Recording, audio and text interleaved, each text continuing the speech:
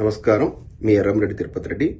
పాలకుర్తిలో ఇవాళ ఈ ఎన్ఆర్ఐ ఝాన్సీ రెడ్డి చేస్తున్నటువంటి నీచమైన రాజకీయం గురించి ఎండగట్టడానికి ఈరోజు మీ ముందుకు వచ్చాను.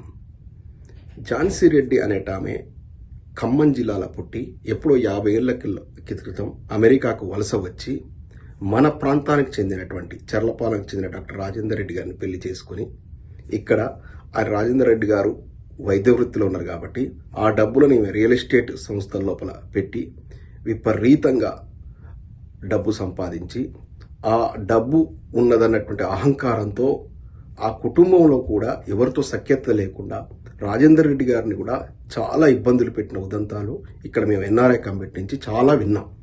నేను ప్రత్యక్షంగా చూడలేదు కానీ విన్నాం.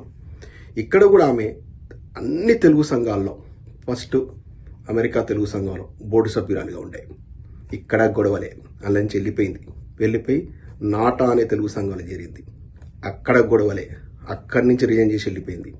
లాస్ట్కు మన నల్గొండ జిల్లాకు చెందిన ఒక ప్రముఖ తెలుగు నాయకులు వ్యాపారవేత్త ఆయన టాటా అనేటువంటి ఒక తెలుగు సంఘం ఉంటే ఈమె మన ప్రాంతానికి చెందినవి కదా అని చెప్పి ఈమెను తీసుకెళ్లి ప్రెసిడెంట్ చేస్తే అక్కడ కూడా పోయేసి 6 నెలలనే ఆ తెలుగు సంఘానికి ఏమైనా డొనేషన్ ఇవ్వబడుతుందని మహా పిసినారిమే ఇవ్వబడుతుందని అక్కడ కూడా రాజీనామా పెట్టి బయటికి వచ్చేసి ఉమెన్ ఎంపవర్మెంట్ తెలుగు అసోసియేషన్ ఒకటి స్టార్ట్ చేసింది. వేట అంటే మహిళలను ఉద్ధరిస్తాని.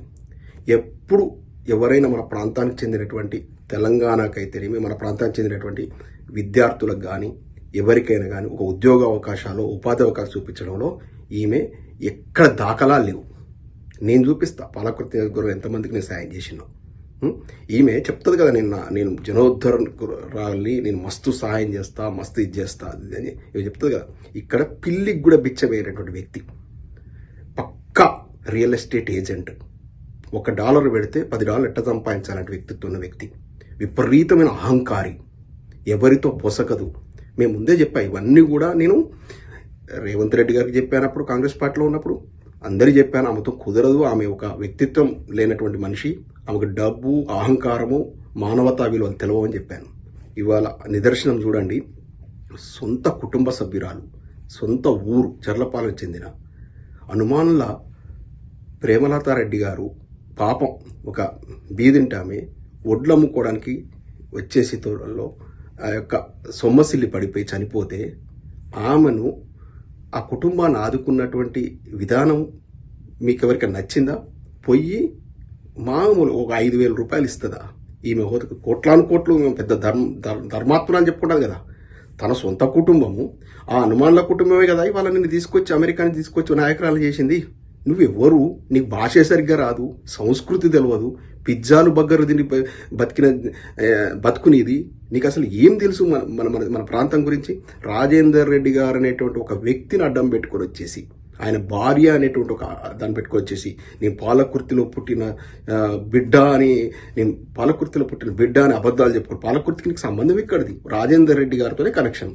అదే రాజేందర్ రెడ్డి గారిని 7-10 వయసులో అమెరికాలో వదిలిపెట్టేసి ఇవాళ నీ స్వార్థం చూసుకొని ఆయన వద్దంటున్నా, ప్రాధేయపడ్డాడు, వద్దు మనకి రాజకీయాలు వద్దు, నేను ఇప్పుడు వృద్ధుని అయిపోయినా, మనం ఇక్కడ ఒక చోట ఉందాం అంటే ఆయనను కూడా నీతో అవసరం లేదని చెప్పి లాస్ట్ విడాకులు కూడా నోటీస్ ఇచ్చేసి ఆయన బ్లాక్మెయిల్ చేసేసి ఇవాళ అనుమానుల కుటుంబం అండతో వాళ్ళేమనుకున్నారు, వీళ్ళు మన రాజేందర్ రెడ్డి గారి ముఖం చూసి ఈమెను అక్కును చేర్చుకున్నారు.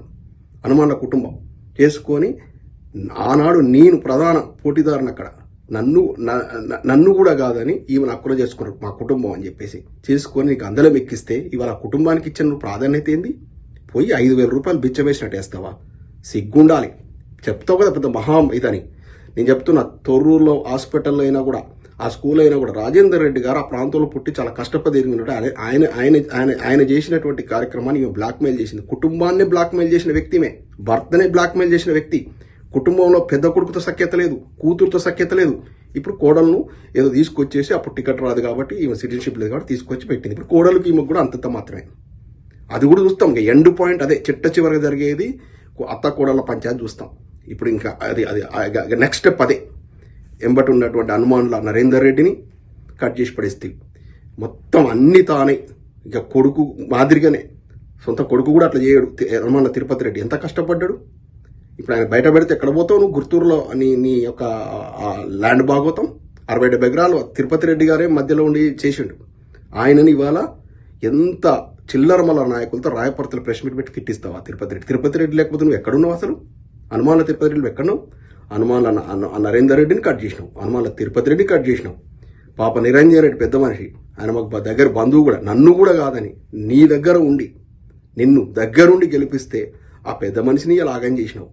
పెద్ది కృష్ణమూర్తి ఎదిరిచ్చిండు అందరిని, మా ఝాన్సీ రెడ్డి అని చెప్పి మొత్తం గొంతెత్తుకొని మొత్తం కాన్స్టిట్యున్సీ మొత్తం పెద్ది కృష్ణమూర్తిని కట్ చేస్తేవి.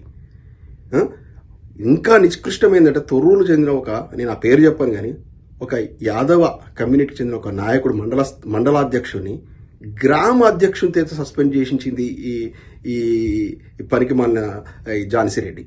ఈమెకు రాజకీయం రాదు, ప్రజలతో మింగిలు ఎట్లా కావాలో తెలియదు, నాయకులను ఎట్లా కొనజేర్చుకోవాలో తెలియదు. ఏమైందంటే అక్కడ కంటిన్యూస్గా దయాకర్ రావు గారు 6-7 సార్లు ఆ జిల్లా లోపల గెలుచుకుంటూ రావడం వల్ల ప్రజలకు ఒకసారి కొత్తదనాన్ని చూద్దాం అనుకున్నారు. 6 గ్యారంటీలు అనేటువంటి భోగస్వామిని నమ్మిరు. ఇంకా దయన్న కంటే ఒక మంచి పరిపాలన వస్తుందేమో, ఇవి అమెరికా నుంచి సొంత నిధులు తీసుకొచ్చి పెడతాడు కానీ నమ్మి చేసినందుకు ఇలా చెంపలు వాయించుకుంటున్నారు. గిదా నీ దగ్గర నుంచి ఎక్స్పెక్టేషన్ ఝాన్సీ రెడ్డి? ఒక అవకాశం వచ్చింది, నిన్ను నువ్వు ప్రూవ్ చేసుకునే అవకాశం వచ్చింది, ఏదో కోడలు తీసుకొచ్చి గెలిపించావు. ఆ అమ్మాయికి స్వేచ్ఛనిస్తే అమ్మాయి చక్కగా పరిపాలించుకుంటుంది కదా. ఇక నీ రోల్ అయిపోయింది కదా, పెద్ద మనిషిని ఆగమేందుకు చేస్తావు? అమెరికాలో కుటుంబాన్ని మొత్తం ఆగం చేసుకున్నావు. ఎన్ని మిలియన్ ఉంటుంది, నీ కోట్లు ఉంటుంది, కుటుంబమే సఖ్యత లేనప్పుడు. ఈమె నువ్వు నమ్ముకున్న ప్రజలకు నేను చెప్తున్నా, కాంగ్రెస్ నాయకులకు చెప్తున్నా, ఇంకో 20 ఏళ్ల పాటు కాంగ్రెస్ పార్టీ అంటే ఉరికించి కొడతాను. అట్టర్ ఫ్లాప్ అయింది కాంగ్రెస్ గవర్నమెంట్. కాంగ్రెస్లో అసలు కాంగ్రెస్ వాళ్ళకు అసలు చోటు లేదు. ఇటువంటి డూప్లికేట్లకి ఈమె అంతకుముందు ఎవరితో ఉన్నది, ఎక్కడున్నది? టీఆర్ఎస్ నాయకులతో అసఖ్యత లేదా? దయాకర్ రావు